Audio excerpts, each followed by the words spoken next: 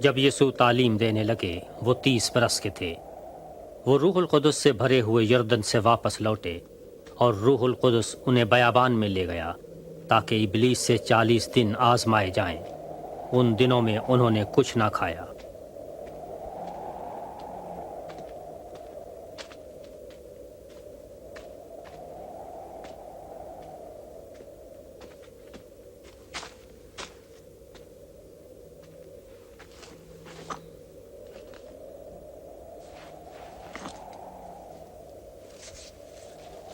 इबलीस ने उनसे कहा, अगर तू खुदा का बेटा है, इस पत्थर से कह रोटी बन जाए।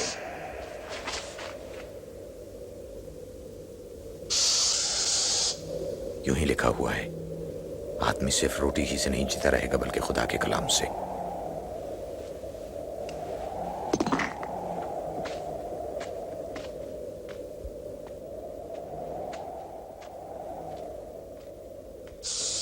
फिर इबलीस उन्हें ऊंचे मुकाम पर ले गया और पल भर में दुनिया की बादशाही दिखाई। मैं तुझे इसका सारा इख्तियार और उसकी तमाम दौलत दे सकता हूँ, क्योंकि ये मेरे इख्तियार में है, और जिसको चाहता हूँ देता हूँ। सब कुछ तेरा हो जाएगा अगर तू मुझे सजदा करे। लिखा हुआ है, तू अपने खुदावंद खुदा को सजदा कर और सिर्फ उसी की इबादत कर।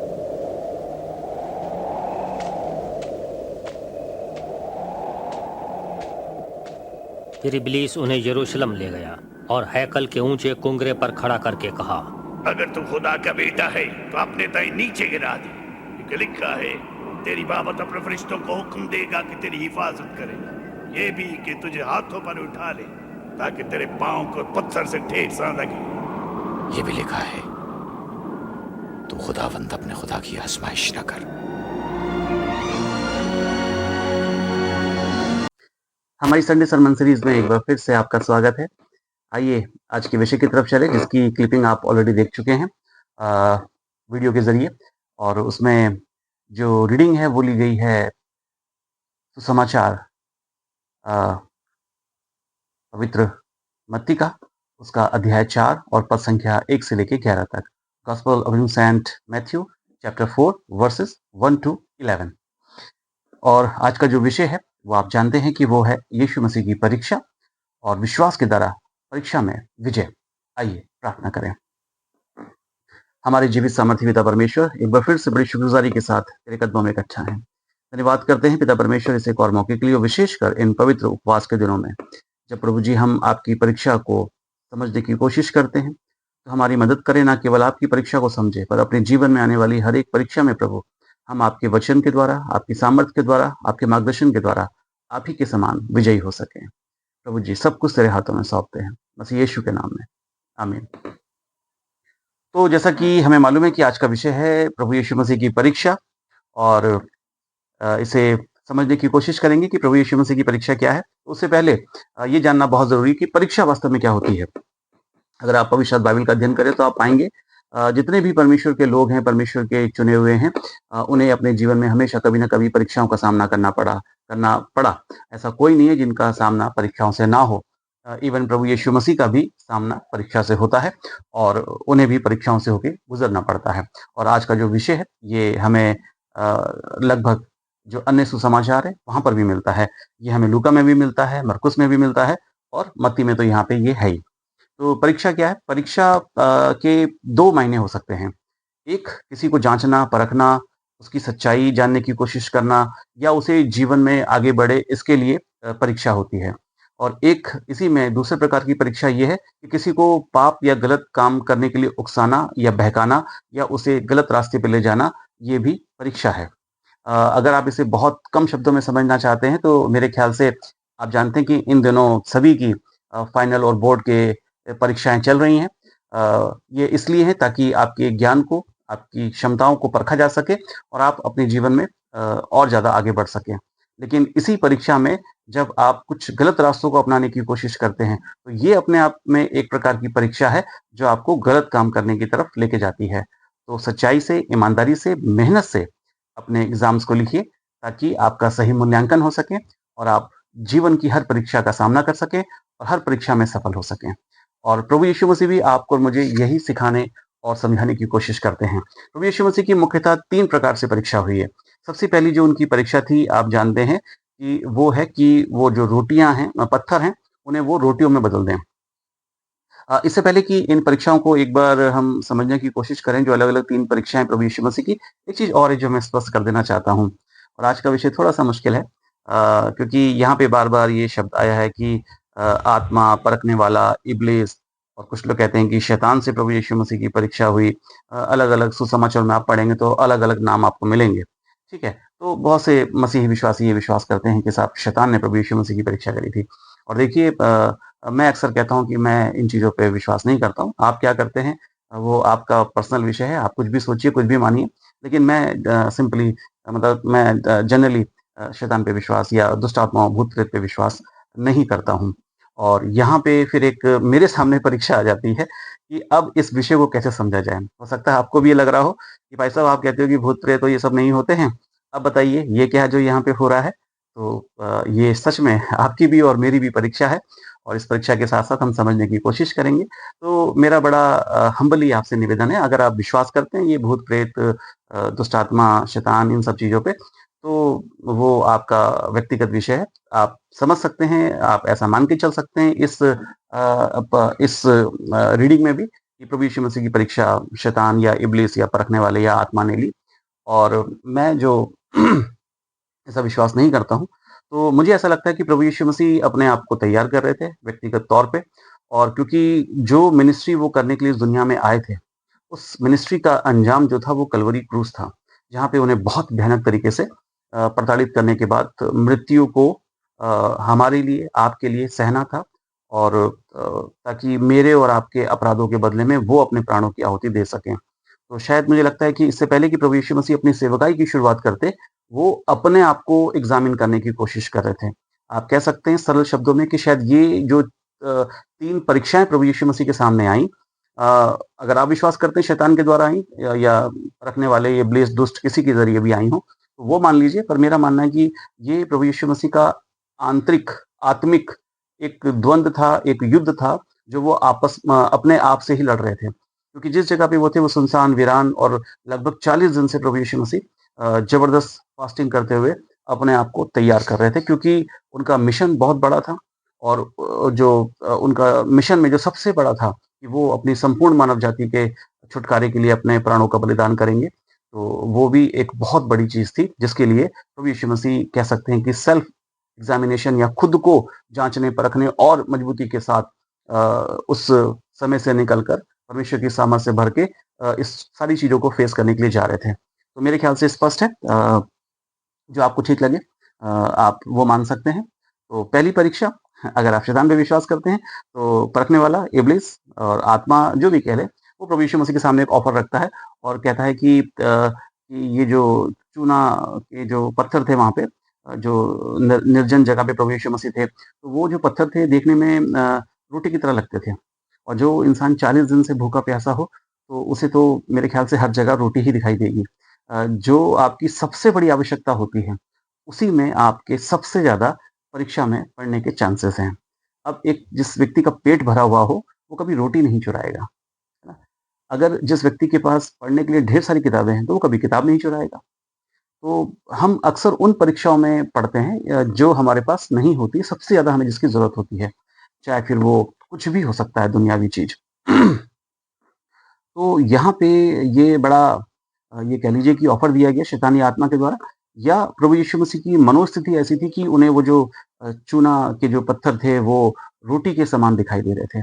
और उनके सामने ये बहुत बड़ा चैलेंज था कि जब वो इस दुनिया में परमेश्वर के पैगाम, अपनी सेवकाई की शुरुआत करेंगे, तो वो किस कदर चीज़ों को इम्प्लीमेंट करेंगे, या अपनी जो मिनिस्ट्री है उसे किस तरह से वो अंजाम देंगे। तो यहाँ पे लिखा हुआ है कि साहब ये उनके लिए पॉसिबल था कि वो जो पत्थर थे उस समय उनको वो रोटी में तब्दील कर सकते थे। उनके लिए कोई बड़ी बात नहीं थी। प्रभु यीशु मसीह में अपार शक्तियाँ थी और ज़बरदस्त उनके अंदर सामर्थ थी। आप जानते हैं कि प्रभु यीशु मसीह ने अपने जीवन में लगभग 2 बार एक बड़ी भीड़ को, लोग कहते हैं 5,000 4,000, पर मैं आपसे कहना चाहता हूँ कि लगभग 15 से 20,000 के आस-पास लोगों की भीड़ को प्रभु यीशु मसीह ने भोजन कराया था। और वो सिर्फ प्रार्थना के द्वारा भोजन बढ़ने लगा था। तो इसलिए प्रभु यीशु मसीह के लिए ये कोई बहुत बड़ा और बहुत मुश्किल काम नहीं था, वो ये कर सकते थे। पर प्रभु यीशु मसीह ने इस परीक्षा का सामना किया और इनकार किया, जो रास्ता था उसका उन्होंने इनकार किया और उन्होंने कहा कि नहीं, मनुष्य केवल रोटी से ही नहीं परंतु हर एक वो वचन जो परमेश्वर के मुख से निकलता है, उससे जीवित रहेगा। ये लगता है हमें कि हमारा जीवन, हम अगर जीवित हैं तो रोटी से, अगर हम रोटी या खाना भोजन नहीं करेंगे तो हम मर जाएँगे। लेकिन ये भी सच है अज़ीज़ों कि आप खाना खाते रहें, भोजन करते रहें, फिर भी एक दिन हम मर जाएँगे। तो जिस बात को प्रभु यीशु मसीह यहाँ समझाना और बताना चाहते हैं वो ये है कि ये जो रोटी और जो भोजन है, ये हमें सामर्थ्य, शक्ति ज़रूर देता है। हमें लगता है कि हमारा जीवन इससे चलता है।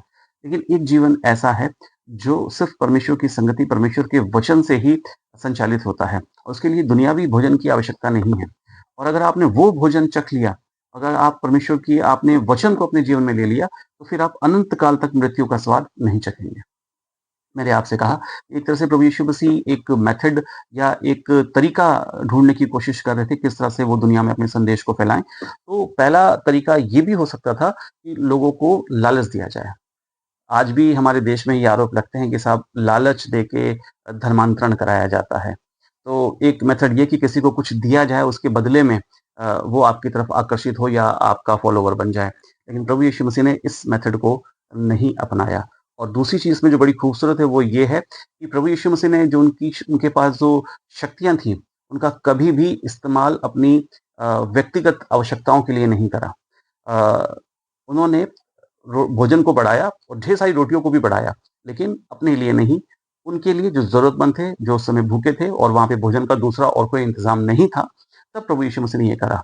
तो हमारे जीवन में भी कई बार ऐसी बहुत सी परीक्षाएँ आती हैं, जब हमें ये डिसाइड करना होता है कि जो कुछ भी हमारे पास है, उसका उपयोग हम सिर्फ़ अपने लिए कर रहे हैं या हम दूसरों के लिए कर रहे हैं। बहुत से लोगों के पास बहुत से टैलेंट होते हैं, लेकिन सिर्फ़ उसका इस्तेमाल हम अपने और अपने परिवार के पालन-पोषण के लिए या सिर्फ़ अपने तक ही सीमित रखते हैं चीज़ों को। लेकिन यदि आप उन टैलेंट्स का इस्तेमाल दूसरों की मदद के लिए करते हैं, तो ये जो चीज़ें हैं आपको कुछ ख़ास और कुछ विशेष बनाती हैं। और प्रभु यीशु मसीह ने भी यही करा। पहली परीक्षा उनका, उन्होंने जमकर मुकाबला किया, सामना किया और जवाब दिया कि ठीक है, वो ऐसा कर सकते हैं, लेकिन कोई ज़रूरत नहीं है। और विश्वास के द्वारा, परमेश्वर के वचन के द्वारा भी हम जीवित रह सकते हैं और प्रभु यीशु मसीह ने इस बात को प्रकट करा। दूसरी परीक्षा जो यहाँ पे दिखाई देती है, वो ये है कि इब्लीस उसे पवित्र नगर में ले गया और मंदिर के कंगोरे पे खड़ा कर दिया। यरूशलेम का मंदिर आप जानते हैं, और वो चट्टान को समतल करके उसकी जो ऊपरी चोटी थी, वहाँ पे ये मंदिर बनाया गया था और उस जगह पे प्रभु यीशु मसीह खड़े हो गए। अब ये भी देखिए, शैतान लेके गया उन्हें, बाय एयर लिफ्ट कराया, या क्या कहते हैं, या प्रभु यीशु मसीह का एक आत्मिक युद्ध था, जिसमें मन के द्वारा हम कहीं पहुँच जाते हैं। जैसे जो लोग गर्मियों के मौसम में किसी ठंडी जगह पे नहीं जा सकते, तो वो अपने मन की उड़ान से उन जगहों पे जाके सोचते हैं, कल्पना करते हैं कि हम वहाँ पे पहुँच गए। तो अब जो भी आप समझें, बट ये है कि एक ऐसी स्थिति है जहाँ पे ये उनके सामने है कि वो जो मंदिर का कंगूरा है उससे अपने आप को नीचे गिरा दें। और ये बात सही थी कि अगर वो अपने आप को नीचे गिरा देते तो उन्हें चोट नहीं लगती। और ये तरीका होता एक तरह से लोगों को चमत्कारों के ज़रिए से अपने पीछे आकर्षित करने का। मिरेकल्स, जिसे मिरेकल्स तो नहीं कह सकते, लेकिन चमत्कार। लोग देखते हैं कि अगर एक व्यक्ति इतनी ऊँचाई से, कितनी ऊँचाई आपको मालूम है? लगभग 150 फीट से ज़्यादा की ऊँचाई थी वो। और अगर वहाँ से कोई व्यक्ति जंप करे या कूद जाए या अपने आप को गिरा दे और उसे कुछ भी ना हो, उसे पत्थरों से ठेस भी ना लगे। जैसा यहाँ पे लिखा हुआ है, क्योंकि तेरे विषय में ये आज्ञा दी जाएगी कि स्वर्गदूत तुझे हाथों-हाथ उठा लेंगे और तेरे पाँव में पत्थर से ठेस नहीं लगेगी। क्योंकि परमेश्वर का पुत्र, खुद परमेश्वर इस धरती पे मनुष्य बन के आया है, तो ये पॉसिबल था कि उन्हें कुछ भी नहीं होता। और ये एक बहुत बड़ा चमत्कार होता और बहुत सारे लोग प्रभु यीशु मसीह के पीछे चलते हैं। प्रभु यीशु मसीह ने अपने जीवन में बहुत से चमत्कार और मिरेकल भी करे, लेकिन वो सिर्फ मिरेकल और चमत्कार करने नहीं आए थे। वो इस दुनिया में आए थे अपने प्राणों की आहुति देने, पूरी मानव जाति के कल्याण, छुटकारे, उद्धार के लिए एक रास्ता बनाने के लिए, ताकि लोग उनके पीछे चल के उस परमपिता परमेश्वर के पास वापस अपने संबंधों को ठीक करके पहुँच सके, जो मनुष्य ने जिस संबंध को तोड़ लिया था, परमेश्वर से दूरी बना ली थी। तो ये भी है कि हमें परमेश्वर या ईश्वर की जानबूझ के परीक्षा नहीं करनी चाहिए। और यहाँ पर भी जवाब यही दिया है कि लिखा हुआ है कि वचन में ये भी लिखा है कि अपने प्रभु, अपने परमेश्वर की परीक्षा ना कर। और इस दूसरी परीक्षा में भी प्रभु यीशु मसीह विजयी होते हैं, चाहे शैतान को हराया हो या जो उनके अंदर का द्वंद, जो आत्मिक युद्ध था, उसमें वो क्या कहते हैं, विजयी होते हैं। प्रभु यीशु मसीह की तीसरी परीक्षा, जिसमें लिखा है कि जो रखने वाला है या शैतान है, वो उन्हें एक ऐसी जगह पे ले गया, बहुत ऊँचे पहाड़ पे, जहाँ से जगत के सारे राज्य और उसका वैभव दिखाकर उनसे बोला, "यदि तू झुककर मुझे प्रणाम करे तो मैं तुझे सब कुछ दे दूँगा।" अब ये जो तीसरी परीक्षा है, इसमें भी देखिए एक चीज़ है, जो लोग विश्वास करते हैं, मैं उनके लिए कहना चाहता हूँ कि प्रभु यीशु मसीह के टाइम पर भी और आज भी इस दुनिया में कोई ऐसा इतना ऊँचा पहाड़ नहीं है, जहाँ से पूरी दुनिया दिखाई दे। तो ये सचमुच मन के द्वारा एक यात्रा थी जो की गई थी, और ये जो ऑफ़र है कि जिसमें हम संसार से समझौता कर रहे हैं, जिसमें हम गलत चीज़ों से समझौता कर लें। झुक के प्रणाम करने का मतलब यही है कि आप जिस मकसद के लिए इस दुनिया में आए हैं, जो आपका उद्देश्य है कि मानव जाति के छुटकारे के लिए अपने प्राणों का बलिदान देना, संपूर्ण मानव जाति को उद्धार और छुटकारा देना, उस मिशन से आप अपने आप को हटा लें। और ये करने की ज़रूरत नहीं, क्योंकि बहुत कष्टदायक, बहुत पीड़ादायक और बहुत तकलीफ से होके गुज़रना पड़ेगा, और ये किसी मामूली व्यक्ति के लिए तो संभव ही नहीं है कि वो इतना बड़ा बलिदान कर सके। तो ये जो रास्ता था, ये एक ऐसा रास्ता था जो समझौते का रास्ता था, कॉम्प्रोमाइज़ का रास्ता था, जो प्रभु यीशु मसीह ने इसका भी इनकार किया, और लिखा है कि तू केवल अपने प्रभु, अपने परमेश्वर को प्रणाम कर और केवल उसी की उपासना कर। यदि आप ईश्वर से जुड़े हैं, अगर आप ईश्वर की आराधना करते हैं, तो फिर संसार की चीज़ों से आपका और मेरा कोई समझौता नहीं हो सकता। अगर हम कॉम्प्रोमाइज़ करते हैं, तो हम फिर ईश्वर से शायद उसके साथ नहीं रह सकते, उसकी सेवा नहीं कर सकते, और हमारी जो मिनिस्ट्री है या जो हमारा जीवन है, वो उतना फ्रूटफुल नहीं हो सकता। इसलिए प्रभु यीशु मसीह ने भी इस बात का इनकार किया, और इस परीक्षा में भी वो विजयी हुए। साथ-साथ मैं आपसे ये भी कहना चाहता हूँ अज़ीज़ों कि बहुत सी जगहें ऐसी, जहाँ पे आप देख सकते हैं कि लोग कॉम्प्रोमाइज़ कर लेते हैं, समझौता कर लेते हैं, और फिर जो उनकी बुलाहट, उनका जीवन, उनका जो विशेष उद्देश्य है, वो पूरा नहीं हो सकता। यहाँ पे प्रभु यीशु मसीह ने भी ज़बरदस्त तरीके से तीसरी जो परीक्षा थी, उसका भी सामना करा, और बोला, नहीं, ईश्वर की तरफ से आए हैं इस धरती पे, और उनका जो मिशन, जो उद्देश्य है, वो उसे अवश्य ही पूरा करेंगे।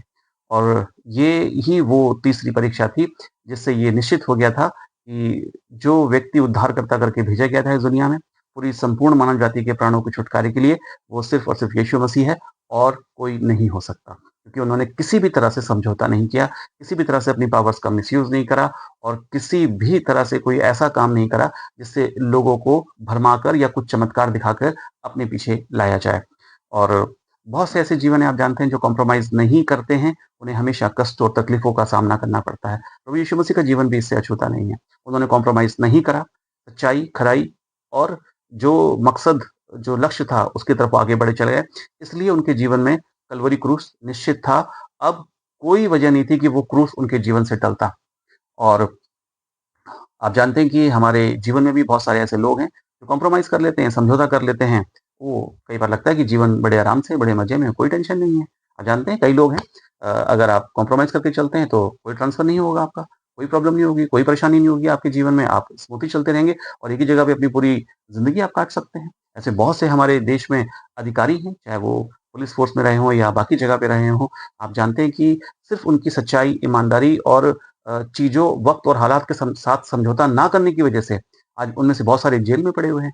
बहुत सारे ऐसे हैं, जो अपने जीवन में जितनी उनकी क्या कहते हैं, सर्विस का टाइम नहीं है, उससे कहीं ज़्यादा उन्होंने ट्रांसफ़र्स झेले हैं। और बहुत सारे लोग ऐसे भी हैं, जो इन सारी चीज़ों से डर के, घबरा के समझौता कर लेते हैं, और फिर एक आराम से अपनी ज़िंदगी को जीते हैं। लेकिन शायद किसी की तकलीफ़, किसी की परेशानी वो नहीं दिखती। तो इसलिए जो है, अपने जीवन में हमेशा इस बात का ध्यान रखें कि परीक्षाएँ आपके जीवन में भी आएँगी, और अवश्य आएँगी।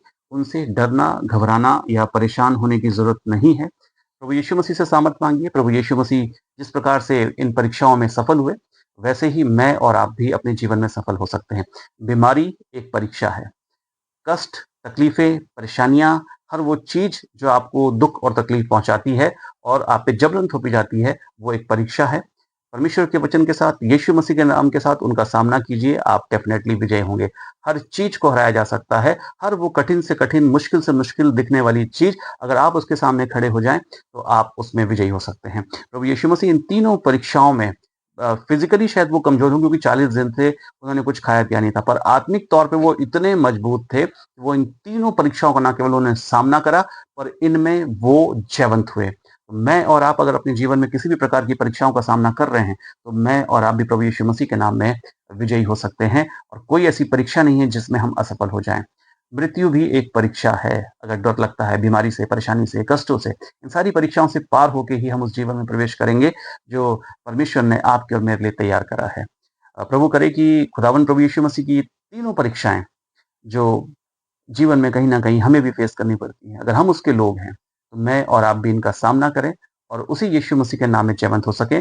परमेश्वर के वचन को अपनी ढाल बनाएँ, परमेश्वर के वचन में ढल जाएँ और परमेश्वर के वचन का इस्तेमाल करें और आप इन परीक्षाओं में खरे उतर सकते हैं। क्योंकि हमारा प्रभु यीशु मसीह जयवंत है, हमारा प्रभु यीशु मसीह विजयी हुआ है, तो मैं और आप भी हो सकते हैं। कष्ट, तकलीफ़ें, परेशानियाँ, ये सारी चीज़ें मिलकर भी आपको तोड़ नहीं सकती अगर आप मजबूती से खड़े हैं। प्रभु आप सबको अ, इस्तेमाल करे, प्रभु आप सबको संभाले, आपकी सहायता करे और प्रभु का अनुग्रह आप पे हमेशा बना रहे। आप सभी को जय मसीह की।